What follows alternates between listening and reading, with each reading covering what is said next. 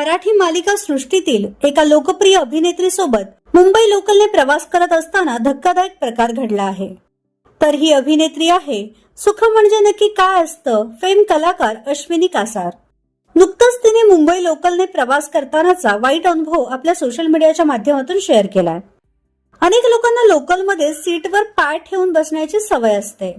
काही जण अशा लोकांचा विरोध करतात, मात्र त्यांना उलट या लोकांच्या मुजोरीला सामोरे जावे लागते।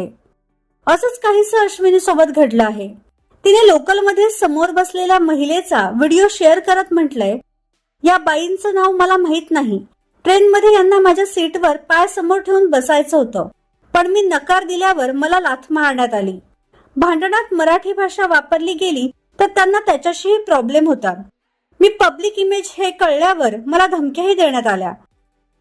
व्हिडिओ रेकॉर्ड करत असतानाही ती महिला मुजोरपणाच करत असल्याचं स्पष्ट दिसून येत आहे। यावर आता रेल्वे पोलीस कारवाई करतात का पाहावं लागेल। तर घडलेल्या प्रकाराबद्दल तुमचं काय मत आहे हे आम्हाला कमेंट बॉक्समध्ये नक्की सांगा।